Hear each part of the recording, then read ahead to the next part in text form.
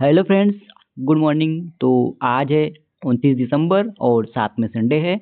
और आप सभी लोग जानते हैं संडे के दिन हम करते हैं वीकली करंट अफेयर्स का रिवीजन। तो आज की क्लास में हम मंडे टू सैटरडे तक ऑलरेडी जो करंट अफेयर्स को डिटेल में पढ़ चुके हैं उसका क्विक रिवीजन करने वाले हैं। तो आप इस पूरे सेशन को लास्ट तक जरूर देखिएगा। क्वेश्चन ऑलरेडी आप डिटेल में पढ़ चुके हैं, इसलिए केवल क्विक रिवीजन वाली क्लास होगी। और फ्रेंड्स, लास्ट में आपको यह बताना है कि आपने कितने अटेम्प्ट सही किए हैं। तो चलिए आज के सेशन को करते हैं स्टार्ट। तो आज का पहला प्रश्न है, महिला अंडर 19 एशिया कप 2024 का खिताब किसने जीता है? तो इसका सही विकल्प हो जाएगा बी। आइए डिटेल में जानते हैं। तो भारतीय महिला अंडर 19 टीम ने शानदार प्रदर्शन करते हुए पहली बार आयोजित महिला अंडर 19 एशिया कप 2024 का खिताब अपने नाम किया। और बात करें फ्रेंड्स, भारतीय महिला अंडर 19 टीम ने किसको हराकर यह खिताब अपने नाम किया? तो बांग्लादेश को 41 रनों से हराकर भारतीय महिला अंडर 19 टीम ने यह खिताब अपने नाम किया। अच्छा फ्रेंड्स, एसीसी अंडर 19 महिला T20 एशिया कप 2024 के आयोजन की बात करें तो इसका आयोजन 15 दिसंबर से 22 दिसंबर तक इसको आयोजित किया गया था। और इसका आयोजन कहाँ पर किया गया था? तो मलेशिया के कुआलालंपुर, मलेशिया में इसको आयोजित किया गया था। और यह कौन सा संस्करण था? तो यह पहला संस्करण था। और बात करें फ्रेंड्स, इस टूर्नामेंट में कितनी टीमों ने भाग लिया था? तो टोटल 6 टीमों ने इस टूर्नामेंट में भाग लिया था, जिसमें भारत, बांग्लादेश, श्रीलंका, नेपाल, पाकिस्तान, मलेशिया, इस 6 टीमों ने इस टूर्नामेंट में भाग लिया था। और इस टूर्नामेंट में प्लेयर ऑफ द टूर्नामेंट कौन रही? तो गोंगाड़ी त्रिशा रही, जिन्होंने 5 मैचों में 159 रन बनाया था। उनके इस प्रदर्शन के लिए उन्हें प्लेयर ऑफ द टूर्नामेंट चुना गया। तो ये फ्रेंड्स गोंगाड़ी त्रिशा। अगला प्रश्न है, हाल ही में बिहार के नए राज्यपाल कौन बने हैं? तो इसका सही विकल्प हो जाएगा डी, यानी आरिफ मोहम्मद खान। यह अभी हाल ही में बिहार के नए राज्यपाल बने। अच्छा फ्रेंड्स, अभी हाल ही में 5 राज्यों में नए राज्यपालों की नियुक्ति की गई है, जिसमें केरल के वर्तमान राज्यपाल आरिफ मोहम्मद खान को बिहार का नया राज्यपाल नियुक्त किया गया। कांग्रेस के पूर्व गृह सचिव अजय कुमार भल्ला को मणिपुर का राज्यपाल नियुक्त किया गया। पूर्व सेना प्रमुख और केंद्रीय मंत्री रहे बीके सिंह को मिजोरम का गवर्नर या राज्यपाल नियुक्त किया गया। मिजोरम के राज्यपाल हरिबाबू कंभमपति को ओडिशा का नया राज्यपाल नियुक्त किया गया। और बिहार के वर्तमान गवर्नर रॉबर्ट विश्वनाथ आर्लेकर को केरल का नया राज्यपाल नियुक्त किया गया। अगला प्रश्न है, हिमाचल प्रदेश उच्च न्यायालय का मुख्य न्यायाधीश किसे नियुक्त किया गया है? तो इसका सही विकल्प हो जाएगा डी, यानी गुरमीत सिंह संधावालिया को अभी हाल ही में हिमाचल प्रदेश उच्च न्यायालय का मुख्य न्यायाधीश इन्हें नियुक्त किया गया। आइए इसको डिटेल में जान लेते हैं फ्रेंड्स। तो न्यायमूर्ति गुरमीत सिंह संधावालिया को हिमाचल प्रदेश उच्च न्यायालय का 30वें क्रम का मुख्य न्यायाधीश नियुक्त किया गया। और 18 अक्टूबर 2024 को जस्टिस राजीव शकधर सेवानिवृत्त हो गए थे। इसी के साथ उत्तराखंड का न्यायमूर्ति नरेंद्र जी को उत्तराखंड उच्च न्यायालय का प्रमुख नियुक्त किया गया। Okay friend. और न्यायमूर्ति गुरमीत सिंह संधावालिया पंजाब और हरियाणा उच्च न्यायालय के कार्यवाहक मुख्य न्यायाधीश थे, जो अब हिमाचल प्रदेश के नए मुख्य न्यायाधीश होंगे। और फ्रेंड्स, मुख्य न्यायाधीश की नियुक्ति कौन करता है? इसको पहले भी हमने बताया था, ये एग्जाम में कई बार आ चुका है। तो मुख्य न्यायाधीश की नियुक्ति राष्ट्रपति, सीजेआई और राज्य के राज्यपाल के परामर्श के बाद उनकी नियुक्ति की जाती है। अगला प्रश्न है, भारत में नेपाल के राजदूत के रूप में कौन नियुक्त हुए हैं? तो इसका सही विकल्प हो जाएगा बी, यानी शंकर प्रसाद शर्मा। यह अभी हाल ही में भारत के नेपाल के राजदूत के रूप में नियुक्त हुए। अगला प्रश्न है, क्रिस्टून फ्रंस्टोडोटिर किस देश की सबसे युवा प्रधानमंत्री बनी है? इसका सही विकल्प हो जाएगा ए, यानी यह आइसलैंड की सबसे युवा प्रधानमंत्री बनी है। आइए इसको डिटेल में जान लेते हैं। तो सोशल डेमोक्रेटिक अलायंस यानी एसडीए पार्टी की क्रिस्टून फ्रंस्टोडोटिर आइसलैंड की प्रधानमंत्री बनी है। 1988 में जन्मी सुश्री फ्रस्टोडोटिर आइसलैंड की सबसे युवा प्रधानमंत्री बनी हैं। और बात करें फ्रेंड्स इन्होंने किनका स्थान लिया है, तो इन्होंने बजरनी बेनेडिक्टसन का स्थान लिया है। ओके फ्रेंड्स, बाकी डिटेल नीचे मेंशन फ्रेंड्स, आप लोग उसको रीड कर लीजिएगा, क्योंकि वीकली करंट अफेयर्स का रिवाइज हम लोग कर रहे हैं और वीडियो बहुत लंबा हो जाएगा। ओके फ्रेंड्स, अगला प्रश्न है, हाल ही में जारी पर्यटन विकास सूचकांक 2024 में भारत का स्थान क्या है? तो इसका सही विकल्प हो जाएगा सी, यानी भारत का स्थान 39वां है। आइए डिटेल जान लेते हैं। तो साल 2024 के यात्रा और पर्यटन विकास सूचकांक यानी TTDI में भारत 119 देशों में से 39वें स्थान पर रहा। वहीं दक्षिण एशिया और निम्न मध्य आय वाले अर्थव्यवस्थाओं में भारत सबसे आगे है। और फ्रेंड्स 2021 में भारत 54वें क्रम पे यानी पायदान पे था। और बात करें फ्रेंड्स इसको जारी कौन करता है, तो विश्व आर्थिक मंच या travel and tourism development index के द्वारा इसको जारी किया जाता है। और शीर्ष 5 देशों की बात करें फ्रेंड्स, तो अमेरिका पहले, दूसरे स्थान पर स्पेन, तीसरे स्थान पर जापान, चौथे स्थान पर फ्रांस और 5वें स्थान पर ऑस्ट्रेलिया रहा। अगला प्रश्न है, वर्ष 2023 के राष्ट्रीय तानसेन सम्मान से किसे सम्मानित किया गया है? तो इसका सही विकल्प हो जाएगा ए, यानी पंडित स्वपन चौधरी को वर्ष 2023 के राष्ट्रीय तानसेन सम्मान से इनको अभी हाल ही में सम्मानित किया गया। तो हाल ही में वर्ष 2023 के लिए राष्ट्रीय तानसेन सम्मान पंडित स्वपन चौधरी को दिया गया। और साथ ही इंदौर की संस्था सानंद न्यास को वर्ष 2023 के राजा मानसिंह तोमर सम्मान दिया गया। और फ्रेंड्स राष्ट्रीय तानसेन पुरस्कार के साथ 5 लाख रुपए की सम्मान राशि, प्रशस्ति पत्र एवं शाल श्रीफल प्रदान किए जाते हैं। तो बाकी फ्रेंड्स तानसेन संगीत समारोह के बारे में नीचे मेंशन है, आप लोग उसको रीड कर लीजिएगा। अगला प्रश्न है, आगामी पैरा एथलेटिक्स विश्व चैंपियनशिप 2025 की मेजबानी कौन सा देश करेगा?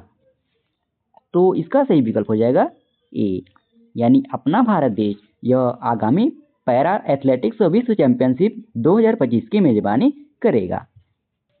आइए इसको डिटेल में जान लेते हैं। तो भारत पहली बार 2025 में पैरा एथलेटिक्स वर्ल्ड चैंपियनशिप की मेजबानी करेगा। और इसके आयोजन की बात करें फ्रेंड्स, यानी आयोजन इसका कब किया जाएगा, तो इस चैंपियनशिप का आयोजन 26 सितंबर से 5 अक्टूबर 2025 के बीच इसको आयोजित किया जाएगा। और कहाँ पर आयोजित किया जाएगा, तो इसका आयोजन नई दिल्ली के नेहरू स्टेडियम में आयोजित किया जाएगा। और यह कौन सा संस्करण होगा फ्रेंड्स, तो यह 12वां संस्करण होगा। और इस प्रतियोगिता में फ्रेंड्स 100 से अधिक देशों के 1000 से अधिक एथलीट्स प्रतियोगिता भाग लेंगे। और फ्रेंड्स यह खेल एशिया में चौथी बार आयोजित किया जाएगा। और बात करें फ्रेंड्स एशिया में यह खेल कब कब आयोजित किया गया था, तो एशिया में सबसे पहले दोहा में सन 2015 में, दुबई में 2019 में और कोबे में 2024 में इसको पहले आयोजित किया जा चुका है। और चौथी बार यह एशिया में भारत देश में इसको आयोजित किया जाएगा। अगला प्रश्न है, हाल ही में अरुण देव किस राज्य के नए पुलिस महानिदेशक यानी DGP बने हैं? तो इसका सही विकल्प हो जाएगा डी। आइए इसको डिटेल में जान लेते हैं। तो छत्तीसगढ़ राज्य के नए पुलिस महानिदेशक यानी DGP अरुण देव होंगे। और वर्तमान में पुलिस महानिदेशक अशोक जुनेजा का कार्यकाल फ्रेंड्स 5 फरवरी 2025 को पूरा होने वाला है। और अरुण देव यह 1994 बैच के IPS अधिकारी हैं। और यह वर्तमान में महानिदेशक होमगार्ड के रूप में पदस्थ हैं। और कुछ महत्वपूर्ण नियुक्तियों की बात करें तो विजय कुमार यह बिहार के नए पुलिस महानिदेशक यानी DGP बने। रश्मि शुक्ला महाराष्ट्र की नए पुलिस महानिदेशक बनी। कैलाश मकवाना मध्य प्रदेश के नए पुलिस महानिदेशक बने। नलिनी प्रभात जम्मू और कश्मीर के नए पुलिस महानिदेशक बने। दीपक सेठ को उत्तराखंड का नया पुलिस महानिदेशक बनाया गया। अगला प्रश्न है, विश्व बैंक ने अमरावती के निर्माण कार्य के लिए कितने रुपए ऋण स्वीकृत किए हैं? तो इसका सही विकल्प हो जाएगा बी, यानी $800 मिलियन विश्व बैंक ने अमरावती के निर्माण कार्य के लिए ऋण स्वीकृत किए हैं। अगला प्रश्न है, फीफा इंटरकॉन्टिनेंटल कप 2024 के पहले संस्करण का खिताब किसने जीता है? तो इसका सही विकल्प हो जाएगा ए, यानी रियल मैड्रिड ने फीफा इंटरकॉन्टिनेंटल कप 2024 के पहले संस्करण का खिताब जीता है। तो आइए इसको डिटेल जान लेते हैं। तो रियल मैड्रिड ने 2024 फीफा इंटरकॉन्टिनेंटल कप में मैक्सिको के पाचुका को 3-0 से हराकर यह खिताब अपने नाम किया। और बात करें फ्रेंड्स, यह मैच कहाँ पर खेला गया था? तो यह मैच कतर के लुसैल स्टेडियम में खेला गया था। अगला प्रश्न है, खो खो विश्व कप 2025 का ब्रांड एम्बेसडर किसे नियुक्त किया गया? तो इसका सही विकल्प हो जाएगा बी, यानी बॉलीवुड एक्टर सलमान खान को खो खो विश्व कप 2025 का ब्रांड एम्बेसडर नियुक्त किया गया। आइए डिटेल में जान लेते हैं। तो kho kho federation of India ने अभिनेता सलमान खान को पहले खो खो विश्व कप 2025 का ब्रांड एम्बेसडर घोषित किया है। और इसके आयोजन की बात करें फ्रेंड, यानी कब से कब तक इसका आयोजन किया जाएगा? तो इस टूर्नामेंट का आयोजन 13 से 19 जनवरी तक इसको आयोजित किया जाएगा। और कहाँ पर आयोजित किया जाएगा? तो नई दिल्ली स्थित इंदिरा गांधी स्टेडियम में इसको आयोजित किया जाएगा। और यह भी आप लोग जानते रहे फ्रेंड्स, पहले खो खो विश्व कप में 24 देशों की 21 पुरुष और 20 महिला टीमें शामिल होंगी। अगला प्रश्न है, हाल ही में किसे आंतरिक न्याय परिषद यानी आईजेसी का अध्यक्ष नियुक्त किया गया है?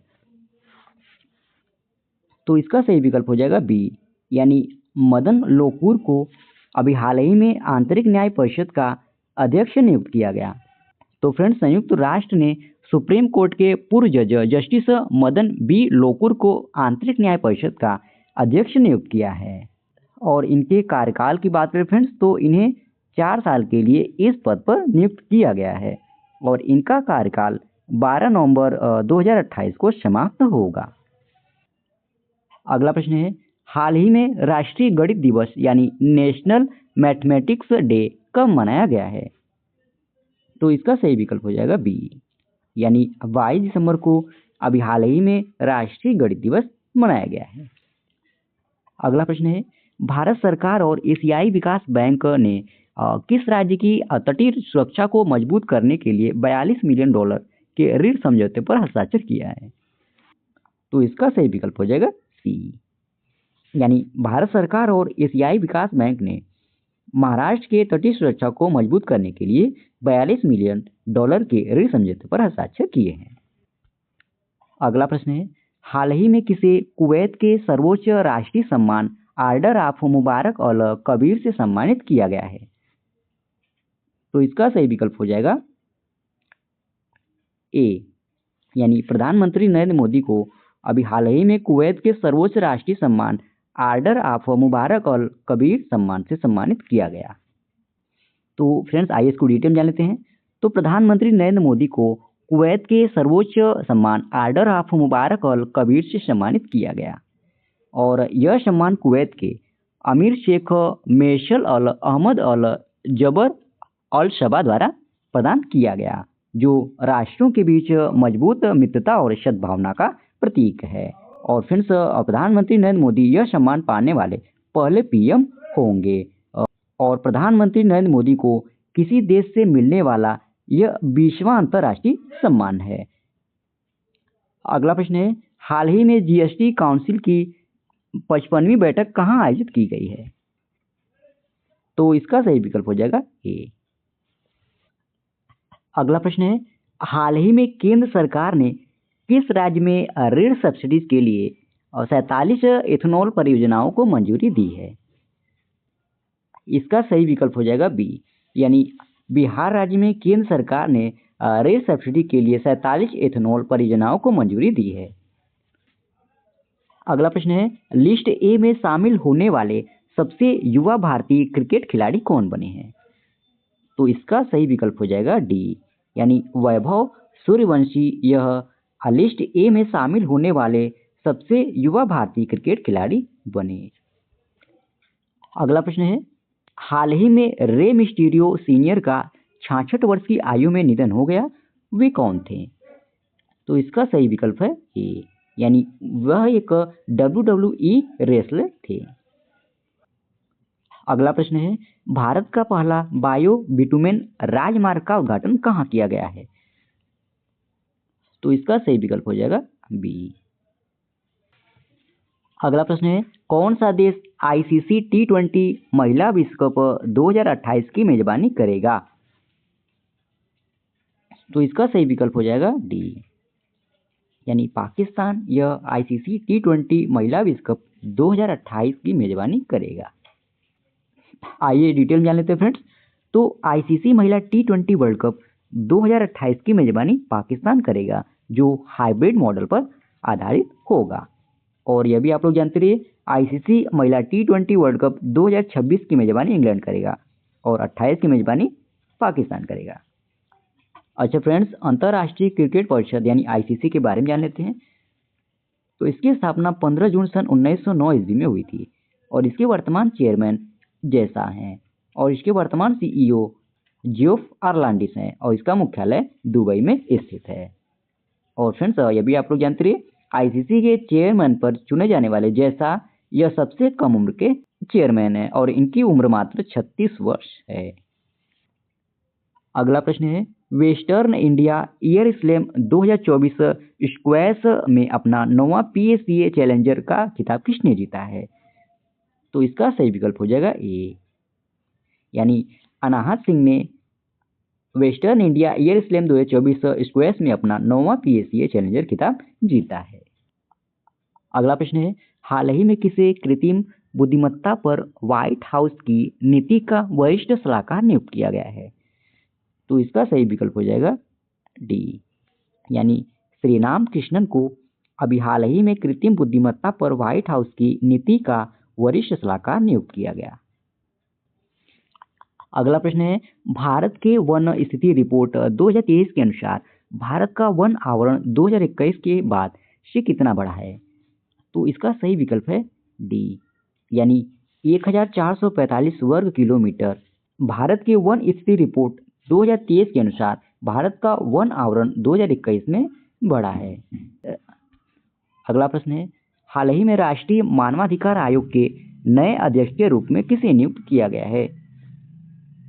तो इसका सही विकल्प है डी, यानी बी राम सुब्रमण्यम को अभी हाल ही में राष्ट्रीय मानवाधिकार आयोग के नए अध्यक्ष के रूप में नियुक्त किया गया। अगला प्रश्न है, हाल ही में श्री चंद्रशेखरेंद्र सरस्वती पुरस्कार से किसे सम्मानित किया गया?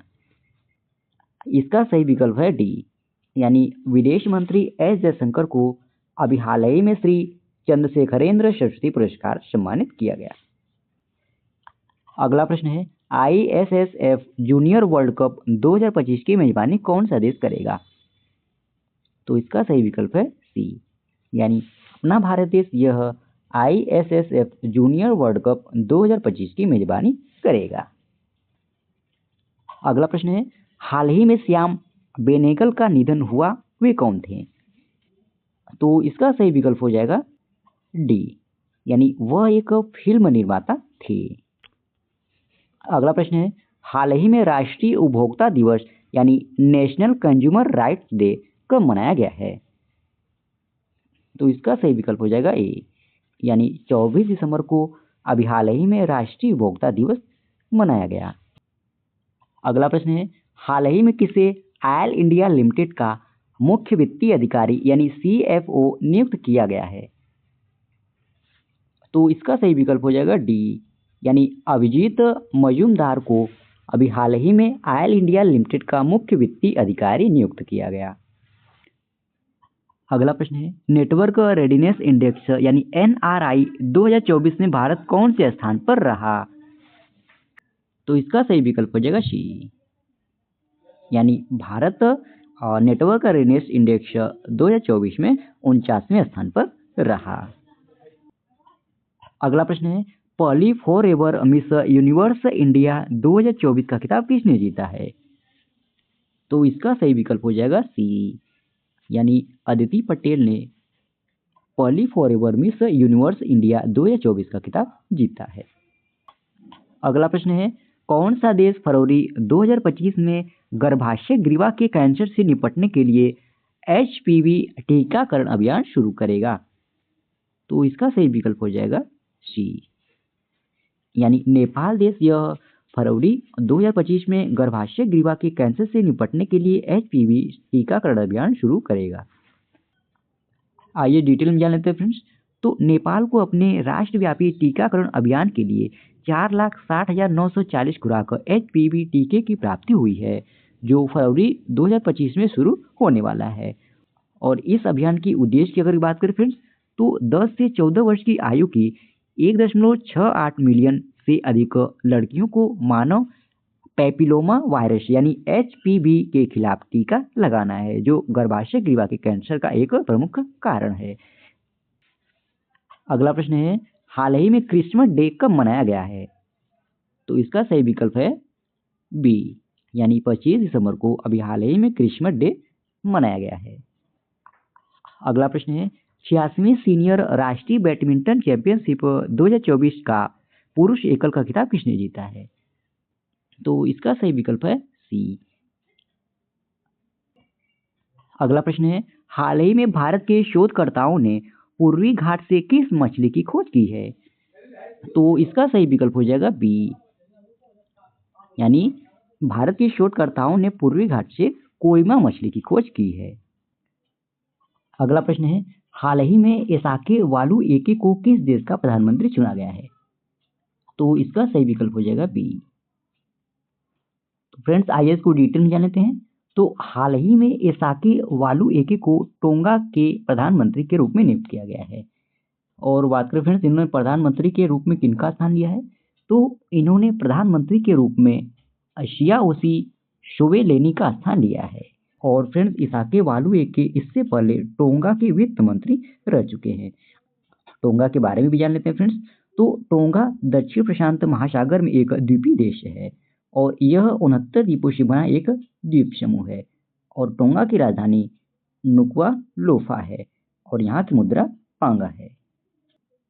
अगला प्रश्न है, रक्षा मंत्रालय ने गणतंत्र दिवस 2025 की झांकी के लिए किस थीम की घोषणा की है? तो इसका सही विकल्प है डी, यानी स्वर्णिम भारत विरासत और विकास थीम की घोषणा अभी हाल ही में रक्षा मंत्रालय ने गणतंत्र दिवस 2025 झांकी के लिए की है। अगला प्रश्न है, हाल ही में मैया सेंडू किस देश की राष्ट्रपति हैं जिन्होंने अपना दूसरा कार्यकाल शुरू किया है? तो इसका सही विकल्प हो जाएगा डी। अगला प्रश्न है, हाल ही में किस राज्य सरकार ने सोलर एग्रीकल्चर फीडर प्रोजेक्ट 2.0 की शुरुआत की है? तो इसका सही विकल्प हो जाएगा सी, यानी महाराष्ट्र राज्य सरकार ने अभी हाल ही में राज्य में सोलर एग्रीकल्चर फीडर प्रोजेक्ट 2.0 की शुरुआत की है। अगला प्रश्न है, बाल्ड ईगल को आधिकारिक तौर पर किस देश का राष्ट्रीय पक्षी घोषित किया गया? तो इसका सही विकल्प है ए। आइए डिटेल में जान लेते हैं। तो अमेरिका में हाल ही में बाल्ड ईगल को नेशनल बर्ड का दर्जा दिया गया और राष्ट्रपति जो बाइडेन ने इस संबंध में संसद द्वारा भेजे गए विधेयक पर हस्ताक्षर कर दिए, जिससे बाल्ड ईगल को अमेरिकी राष्ट्रीय पक्षी का दर्जा दिया गया। और इसके बाद पूरे 240 सालों से भी अधिक समय के बाद बाल्ड ईगल को नेशनल बर्ड माना गया है। इससे पहले इस बर्ड को राष्ट्रीय प्रतीक माना गया था। ओके फ्रेंड्स, बाकी एडिशनल इंफॉर्मेशन नीचे मेंशन है, आप लोग उसको रीड कर लीजिएगा। अगला प्रश्न है, अमिताभ चटर्जी को हाल ही में किस बैंक का नया प्रबंध निदेशक नियुक्त किया गया? तो इसका सही विकल्प हो जाएगा ए, यानी जम्मू और कश्मीर बैंक के लिए अभी हाल ही में अमिताभ चटर्जी को बैंक का नया प्रबंध निदेशक नियुक्त किया गया। तो आइए इसको डिटेल में जान लेते हैं फ्रेंड्स। तो भारतीय रिजर्व बैंक यानी आरबीआई ने अमिताभ चटर्जी को जम्मू और कश्मीर बैंक का प्रबंध निदेशक और मुख्य कार्यकारी अधिकारी नियुक्त किया है और उनकी नियुक्ति 3 दिसंबर 2024 से प्रभावी होगी। और फ्रेंड्स अमिताभ चटर्जी का बैंकिंग क्षेत्र में 3 दशकों से अधिक का अनुभव है और वह इस पद पर 3 साल के लिए या 3 वर्षों के लिए चुने गए हैं। जम्मू और कश्मीर बैंक के बारे में बात करें फ्रेंड्स, तो जम्मू और कश्मीर बैंक लिमिटेड एक भारतीय निजी क्षेत्र का बैंक है और इसकी स्थापना 1 अक्टूबर सन 1938 ईस्वी में हुई थी और इसका मुख्यालय श्रीनगर जम्मू और कश्मीर में स्थित है। अगला प्रश्न है, हाल ही में Ken Betwa river link project का शिलान्यास किसने किया है? तो इसका शिलान्यास प्रधानमंत्री नरेंद्र मोदी ने किया है, यानी बी ऑप्शन सही हो जाएगा। अगला प्रश्न है, केंद्रीय वित्त मंत्रालय में नए राजस्व सचिव के रूप में किसे नियुक्त किया गया? तो इसका सही विकल्प हो जाएगा ए, यानी अरुणेश चावला को अभी हाल ही में केंद्रीय वित्त मंत्रालय में नए राजस्व सचिव के रूप में नियुक्त किया गया। आइए इसको डिटेल में जान लेते हैं। तो हाल ही में भारत सरकार ने अरुणेश चावला को वित्त मंत्रालय में नए राजस्व सचिव के रूप में नियुक्त किया है। और फ्रेंड्स, अरुणेश चावला यह बिहार कैडर के 1992 बैच के एक वरिष्ठ भारतीय प्रशासनिक सेवा अधिकारी हैं। और इनके वर्तमान पद की बात करें तो वर्तमान में यह रसायन और मानक मंत्रालय के अंतर्गत औषधि विभाग के सचिव के रूप में कार्यरत हैं। अगला प्रश्न है, एशियन यूथ और जूनियर वेट लिफ्टिंग चैंपियनशिप में मार्टिना देवी मैबाम ने कौन सा पदक जीता है? तो इन्होंने रजत पदक जीता है, यानी बी ऑप्शन सही हो जाएगा। अगला प्रश्न है, वीर बाल दिवस कब मनाया जाता है? तो इसका सही विकल्प हो जाएगा बी, यानी 26 दिसंबर को हर साल वीर बाल दिवस मनाया जाता है। अगला प्रश्न है, फोर्ब्स द्वारा 2024 विश्व की शक्तिशाली महिलाओं की सूची में निम्न में से किसको शामिल किया गया? तो इसका सही विकल्प है डी, यानी उपयुक्त छवि, यानी रोशनी नादर मल्होत्रा, निर्मला सीतारमण और किरण मजूमदार शाह, इन तीनों लोगों को विश्व फोर्ब्स द्वारा 2024 की सबसे शक्तिशाली महिलाओं की सूची में शामिल किया गया। अगला प्रश्न है, अंतर्राष्ट्रीय महामारी तैयारी दिवस 2024 में कब मनाया गया है? तो इसका सही विकल्प है बी, यानी 27 दिसंबर को अभी हाल ही में अंतर्राष्ट्रीय महामारी तैयारी दिवस मनाया गया है। अगला प्रश्न है, किस संगठन ने 2025 को AI वर्ष घोषित किया है? तो इसका सही विकल्प हो जाएगा डी, यानी अखिल भारतीय तकनीकी शिक्षा परिषद ने 2025 को AI वर्ष घोषित किया है। आइए इसको डिटेल में जान लेते हैं। तो अखिल भारतीय तकनीकी शिक्षा परिषद यानी AICTE ने साल 2025 को आर्टिफिशियल इंटेलिजेंस ईयर घोषित किया है। और इसके उद्देश्य की बात करें तो इस घोषणा के साथ AICTE का लक्ष्य उच्च शिक्षा में AI को शामिल करना, नवाचार, नैतिकता और नेतृत्व को बढ़ावा देना है, ताकि भारत को AI संचालित विकास में ग्लोबल लीडर के रूप में स्थापित किया जा सके। अच्छा friends, all India council for technical education यानी अखिल भारतीय तकनीकी शिक्षा परिषद के बारे में भी जान लेते हैं। तो इसकी स्थापना नवंबर 1945 ईस्वी में हुई थी और इसका मुख्यालय नई दिल्ली में स्थित है। और इसके वर्तमान अध्यक्ष TG सीताराम हैं। अगला प्रश्न है, उत्तराखंड उच्च न्यायालय के मुख्य न्यायाधीश के रूप में किसे नियुक्त किया गया है? तो इसका सही विकल्प हो जाएगा डी, यानी गुहानाथन नरेंद्र को अभी हाल ही में उत्तराखंड उच्च न्यायालय के मुख्य न्यायाधीश के रूप में नियुक्त किया गया। अगला प्रश्न है, हाल ही में MT वासुदेवन नायर का 51 वर्ष की आयु में निधन हो गया, वे कौन थे? तो इसका सही विकल्प हो जाएगा बी, यानी वह एक लेखक थे। अगला प्रश्न है, भारत का पहला डिजिटल म्यूजियम किस राज्य में स्थापित किया गया है? तो इसका सही विकल्प है बी, यानी महाराष्ट्र में भारत का पहला डिजिटल म्यूजियम अभी हाल ही में स्थापित किया गया। अगला प्रश्न है, हाल ही में पूर्व प्रधानमंत्री मनमोहन सिंह का निधन हो गया, उन्हें किस वर्ष पद्म विभूषण से सम्मानित किया गया था? तो इसका सही विकल्प है बी। आइए डिटेल में जान लेते हैं फ्रेंड्स। तो 26 सितंबर 2024 को पूर्व प्रधानमंत्री मनमोहन सिंह का निधन हो गया। वह लंबे समय से बीमार चल रहे थे और अभी हाल ही में 52 वर्ष की आयु में उनका निधन हुआ है। और उनके जन्म की बात करें फ्रेंड्स, यानी उनका जन्म कब हुआ था? तो 26 सितंबर 1932 को अविभाजित भारत के पंजाब प्रांत में उनका जन्म हुआ था। और फ्रेंड्स, वह 2 बार भारत के प्रधानमंत्री रहे, 2004 से 2009 और 2009 से 2014 तक वह भारत के प्रधानमंत्री रहे, यानी लगातार वह 2 बार भारत के प्रधानमंत्री रहे। और फ्रेंड्स, यह कौन से क्रम के प्रधानमंत्री रहे? तो यह 13वें क्रम के भारत के प्रधानमंत्री रहे। और वे RBI के 15वें क्रम के गवर्नर के रूप में भी काम कर चुके हैं, योजना आयोग के उपाध्यक्ष भी रह चुके हैं। और भारत का दूसरा सर्वोच्च सम्मान पद्म विभूषण से उन्हें 1987 ईस्वी में सम्मानित किया गया था। और फ्रेंड्स उन्हें और भी कुछ सम्मान से सम्मानित किया गया था। 1955 में उन्हें कैम्ब्रिज के सेंट जॉन्स कॉलेज में विशिष्ट प्रदर्शन के लिए राइट पुरस्कार प्रदान किया गया था। और 1956 ईस्वी में उन्हें कैम्ब्रिज विश्वविद्यालय का एडम स्मिथ पुरस्कार मिला। और 1995 ईस्वी में उन्हें भारतीय कांग्रेस का जवाहरलाल नेहरू जन्म शताब्दी पुरस्कार से सम्मानित किया गया था। और फ्रेंड्स उनकी ऑटोबायोग्राफी पुस्तक का नाम चेंजिंग इंडिया है। अगला प्रश्न है, किस देश ने भारतीय सीमा के पास तिब्बत में स्थित ब्रह्मपुत्र नदी पर दुनिया के सबसे बड़े बांध निर्माण को मंजूरी दी है?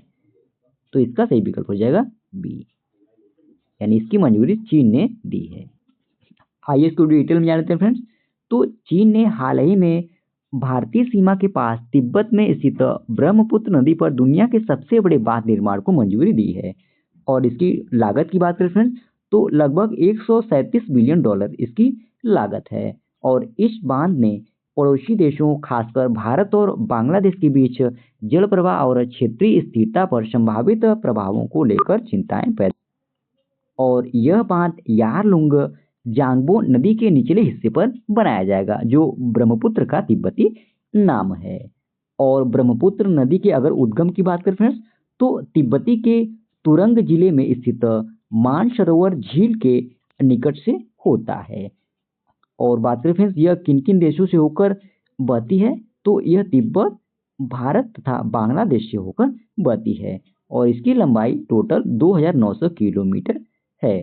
ब्रह्मपुत्र नदी को तिब्बत में सांगपो, अरुणाचल में दिहांग, असम में ब्रह्मपुत्र, बांग्लादेश की सीमा में जमुना के नाम से जानी जाती है।